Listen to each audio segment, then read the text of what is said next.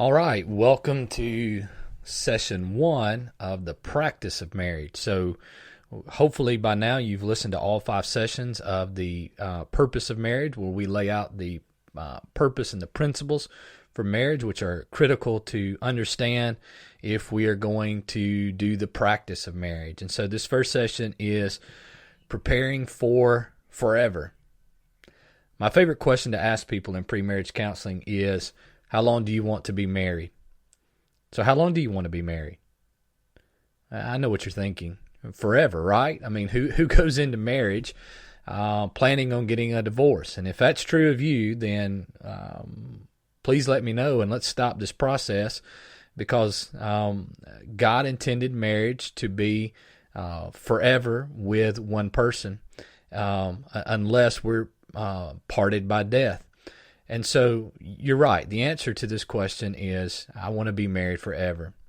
Well, no one ever plans to get divorced, but here's our problem. 1 in 1.9 marriages today end in divorce. The question is why? If no one is going to the altar planning on getting divorced, then why does almost one in one get divorced? And it's because most people don't plan to get divorced, but they don't plan to stay married. There's no plan in place to prevent divorce. Now that we understand the purpose of marriage, let's dive even deeper into its practice. By now, you should have read the book that I required called Catching Foxes. And I know it's probably not the easiest read in the world, and there may be parts of it to some of you that may be incredible, boring, or difficult to read, but trust me, that book will prepare you as well as any other book that's ever been written on how to prepare yourself for marriage. And the main reason is because it's rooted deeply in Scripture. I have not found another book that I believe that puts together in totality a total package for preparation for marriage than Catching Foxes. But let's go back and remember the key verse from the book. Catch the foxes for us, the little foxes that spoil the vineyards, for our vineyards are in blossom. So the idea here is that this book helps us to put together a plan that will help us to stay married and prevent divorce. Why? Because what happens is we don't plan for the little foxes, nor do we know how to catch the foxes that will come into our vineyard. And trust me, they're coming. They will come, and some of them are already there. They just haven't reared their ugly head yet. But trust me, it won't take long until the marriage is over and you're back from the honeymoon, or maybe even during the honeymoon, that these foxes will begin to rear their head. So what we have to do is we've got to put together a plan to discover what those foxes are, and how do we catch those foxes, and then how do we remove those from our vineyard. So we've got to get a game plan together. There's an old saying that says, if you plan your plan and work your plan will work. And that's very, very true. And so that's what we're about to do. We're about to put together a comprehensive game plan. Now, it's not exhaustive because we don't have time to do exhaustive.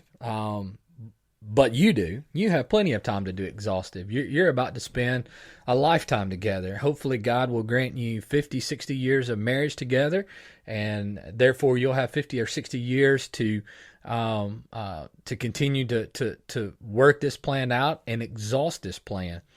What I'm going to do is put forth a comprehensive plan that I believe tackle the 3 most prevalent foxes that you will find creeping into your vineyard, that must be caught, that must be disposed of, that must be constantly watched after, because if not, these will be the foxes that will spoil and ruin and have taken down many, many a vineyard. So going forward, we will identify potential foxes and put a plan put in place a plan to deal with them before they destroy us. So, beginning in our next session, we will begin to deal with these foxes. And so, in order for this to work, in order for this to be successful, you have got to, as you did in the book, all of the writing that you did, all of the questions at the end of each chapter were all there to help you dig deep, to get past the surface, because often in pre-marriage counseling, what I see and what I experience and what I hear is what couples know that I want to hear. And much of the reason why you are going through this form of pre-marriage counseling, which for me is new and a method that I have not practiced in the past, is because I want to drive you deeper. I want to get beyond and make you sit down with pen and paper and work through these issues of the heart. I want to put these videos in front of you where you can listen to them time and time again and process and think through your own heart and examine your own heart to see where you are. Heart examination is critical, just as in your physical heart. Keeping it well maintained, feeding it the proper foods, having physicals and checkups to test the quality of your heart, whether it be through your blood or whether it be through a stress test, examination of the heart to find out where your heart stands. And the quality of your heart will determine the quality of your marriage. And so as we move forward in these next sessions that lie ahead of us, I pray that you will come with an open mind and with an open heart and in an idea where you can grow and deepen yourselves for the sake of your own spiritual welfare and for the sake of your marriage.